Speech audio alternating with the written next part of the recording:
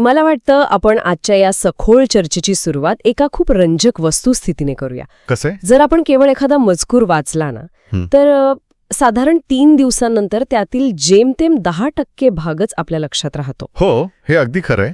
पण त्यात जर आपण एखादं दृश्य किंवा चित्र जोडलं तर हो ना. तर तीच लक्षात राहण्याची क्षमता चक्क 65% वाढते. म्हणजे हा मानवी मेंदूचा खूपच रंजक पैलू आहे. होय. आता समजा कुणाला तरी पोहायला शिकायचंय किंवा सायकल चालवायला शिकायचंय आणि आपण काय केलं, त्याच्या हातात एक जाडजूड पुस्तक दिलं, ज्यामध्ये पोहण्याचे सगळे नियम आणि भौतिकशास्त्र लिहून ठेवलंय. हो ना. आणि ते पुस्तक वाचून जर त्या व्यक्तीने थेट पाण्यात उडी मारली तर ती व्यक्ती पोहू शकेल का? साहजिकच नाही. ती बुडण्याची शक्यता जास्त आहे. कारण काही गोष्टी केवळ शब्द वाचून समजत नाहीत, त्यासाठी प्रत्यक्ष कृती पाहावी लागते. आणि आजच्या या आपल्या डीप डाईव्हमध्ये आपण याच विषयाच्या मुळाशी जाणार आहोत. शिक्षणातील दृकश्राव्य साधने म्हणजेच ऑडिओ व्हिज्युअल एड्स नक्की कशी काम करतात. नक्कीच. आणि हे जे पोहण्याचं उदाहरण तुम्ही दिलत ना, ते इथे अगदी अचूक लागू पडतं. कारण शैक्षणिक मानसशास्त्रामध्ये या समस्येला आपण शाब्दिकता किंवा वर्बलिझम असं म्हणतो. जेव्हा शिक्षण फक्त शब्दांवर अवलंबून असताना तेव्हा विद्यार्थ्यांच्या डोक्यात त्या संकल्पनेचं काहीच चित्र उभं राहत नाही. म्हणजे ते फक्त पोपटपंची करतात असं म्हणायचंय का? अगदी बरोबर. ते फक्त शब्द पाठ करतात, पण त्यामागचा अर्थ त्यांना अजिबात समजलेला नसतो. म्हणून अर्थपूर्ण अनुभव देणं हा या ऑडिओ व्हिज्युअल साधनांचा मुख्य पाया आहे. आता ऐतिहासिक संदर्भ बघितला तर प्लेटो, रुसो यांसारख्या महान शिक्षण तज्ज्ञांनी नेहमीच या गोष्टींवर भर दिलाय. म्हणजे ज्ञानेंद्रियांचा वापर करण्यावर, राईट? हो, कारण मानवी मेंदू हा मुळातच दृश्य गोष्टी बघण्यासाठी आणि समजून घेण्यासाठी विकसित झालाय. त्यामुळे जेव्हा पाहणं आणि ऐकणं या दोन्ही गोष्टी एकत्र घडतात तेव्हा मेंदूतील जे न्यूरल पाथवेज असतात ते खूप वेगाने जोडले जातात आणि त्यामुळेच ज्ञान दीर्घकाळ स्मरणात राहतं. बापरे, हे मेंदूचं काम खरोखरच ठक्क करणार आहे. पण आता कसं आहे, जेव्हा आपण आजचे क्लासरूम्स बघतो जिथे सगळीकडे स्मार्ट बोर्ड्स, टॅबलेट्स आणि संगणक दिसतात, तेव्हा मला नेहमी वाटतं की हे तंत्रज्ञान काही एका रात्रीत आलेलं नाहीये. अजिबात नाही.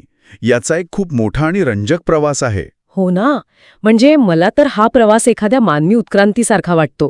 जसं माणूस चाकाच्या शोधापासून विमानापर्यंत पोहोचला, तसाच शिक्षणाचा प्रवास साध्या पाटी पेन्सिलपासून थेट आजच्या डिजिटल स्क्रीनपर्यंत झालाय. तर या विकासाचे नक्की कोणते टप्पे आहेत? आता या विकासाचे प्रामुख्याने 4 खूप स्पष्ट टप्पे आपल्याला सांगता येतील. पहिला टप्पा म्हणजे यंत्रपूर्व साधने किंवा ज्याला आपण प्री मशीन टूल्स म्हणू शकतो. हा तो काळ होता जेव्हा कोणतंही तंत्रज्ञान अस्तित्वात नव्हतं. म्हणजे अगदी जुना काळ, जेव्हा शिक्षक सगळं हातानेच बनवत असतील. अगदी तेच. या काळात शिक्षकांनी स्वतःच्या हाताने नकाशे बनवले, हस्तलिखिते तयार केली आणि साध्या साध्या प्रतिकृती बनवल्या. मानवाने माहिती डोळ्यांना दिसेल अशा स्वरूपात मांडण्याचा हा पहिला जाणीवपूर्वक केलेला प्रयत्न होता.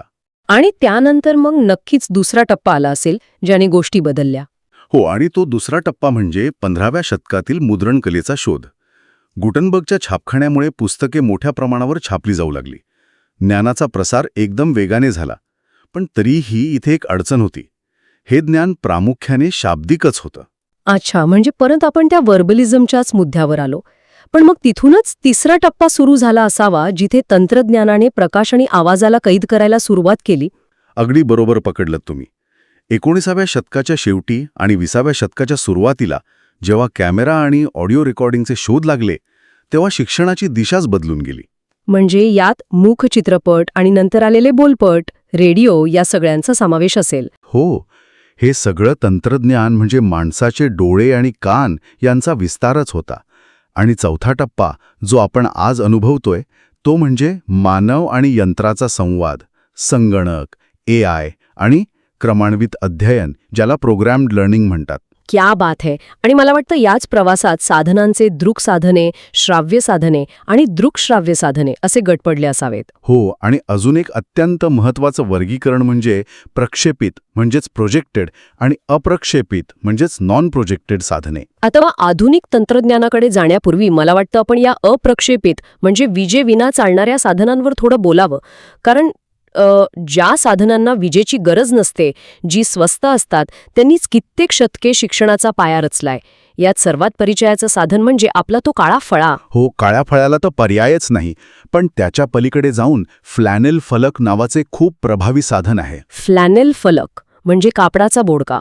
अगदी तेच. एका लाकडी चौकटीवर फ्लॅनेलचे कापड घट्ट बसवलेलं असतं. त्याचा पृष्ठभाग थोडा खिडबडीत असतो आणि यावर रंगीत चित्रे चिकटवणं खूप सोपं असतं, कारण त्या चित्रांच्या मागे सँडपेपर लावलेला असतो. अरे वा, म्हणजे तो सँडपेपर त्या कापडावर सहज अडकतो. हे तर लहान मुलांसाठी गोष्ट सांगताना खूपच भारी काम करत असेल. नक्कीच. शिक्षक एकापाठोपाठ एक चित्रे लावत जातात आणि मुलांमध्ये उत्सुकता वाढते की आता पुढे काय होणार. आणि याशिवाय अजून एक असतो, तो म्हणजे चुंबकीय फलक किंवा मॅग्नेटिक बोर्ड. तो लोखंडाच्या पत्र्यापासून बनलेला असतो ना, ज्यावर आपण लोहचुंबक लावून आकृत्या चिकटवू शकतो. होय, विज्ञानातील एखादी रिॲक्शन किंवा गणिताची सूत्रे टप्प्याटप्प्याने दाखवायला हे खूप सोयीचं पडतं.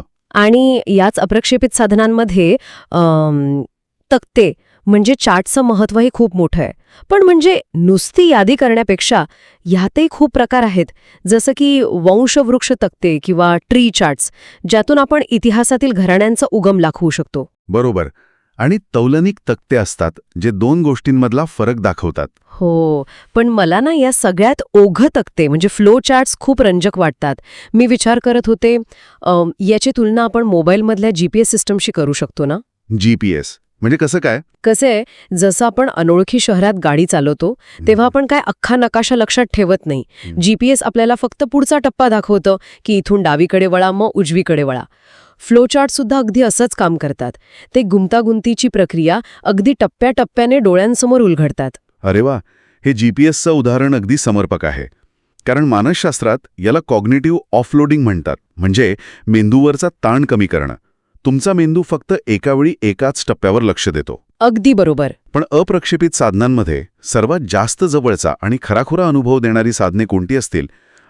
तर ती आहेत प्रतिकृती किंवा मॉडेल्स. हो, मॉडेलचं महत्त्व तेव्हाच समजतं जेव्हा मूळ वस्तू वर्गात आणणं शक्य नसतं.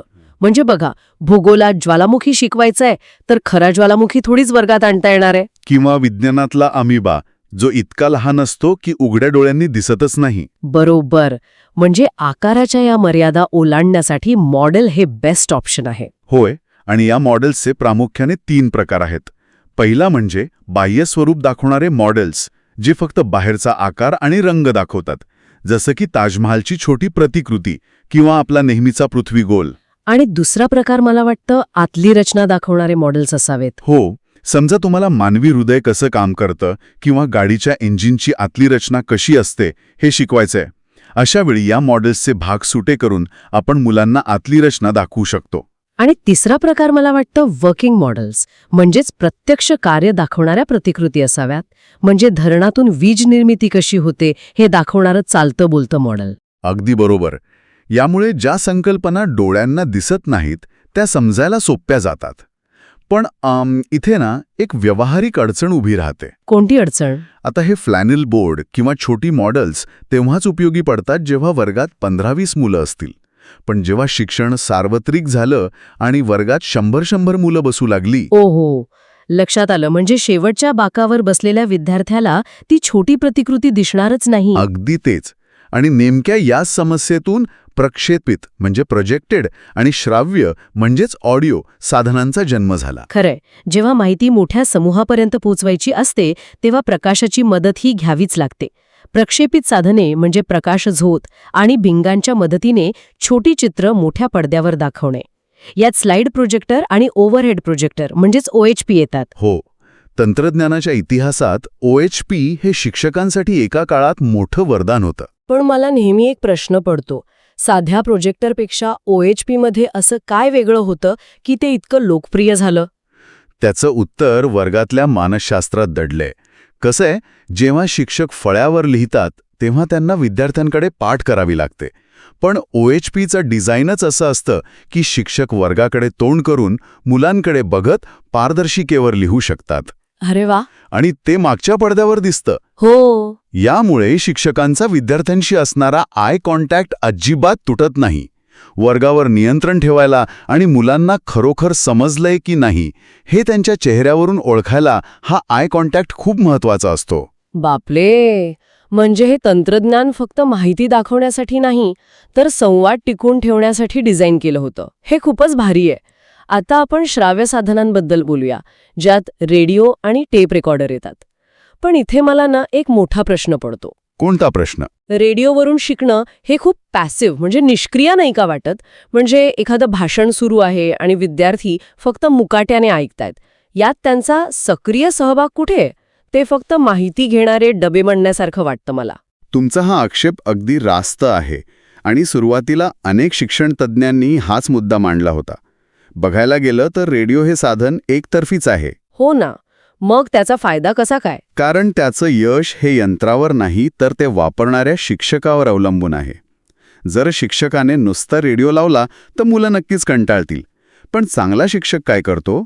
कार्यक्रम सुरू होण्याआधी तो मुलांना पार्श्वभूमी सांगतो, त्यांच्या मनात प्रश्न निर्माण करतो. अच्छा, म्हणजे मुलं लक्ष देऊन ऐकतील. हो, आणि सर्वात महत्त्वाचं म्हणजे कार्यक्रम संपल्यावर त्यावर वर्गात चर्चा आणि प्रश्नोत्तरे घेतो. यामुळे तो एकतर्फी अनुभव एका सजीव चर्चेत बदलतो. खरंच, म्हणजे साधन कोणतंही असो, वापरण्याची पद्धत जास्त महत्वाची आहे. आता याच गटातलं दुसरं साधन म्हणजे टेप रेकॉर्डर. मला वाटतं सुरुवातीच्या काळात हे साधन लोकांसाठी एखाद्या जादूसारखं असेल. हो, कारण टेप रेकॉर्डरमुळे पहिल्यांदाच माणसाला स्वतःचा आवाज ऐकण्याची संधी मिळाली होती. मला तर टेप रेकॉर्डर हे एखाद्या आवाजाच्या टाईम मशीनसारखं वाटतं. आपण भूतकाळातला आवाज परत ऐकू शकतो. विशेषतः भाषा शिकताना स्वतःचे उच्चार तपासण्यासाठी हे खूप उपयुक्त ठरलं असेल. अगदी बरोबर. टेप रेकॉर्डरचा सर्वात मोठा फायदा होता त्याची लवचिकता. रेडिओवरचा कार्यक्रम एकदा संपला की संपला. पण टेप रेकॉर्डरमध्ये आपण थांबू शकतो, रिवाइंड करू शकतो.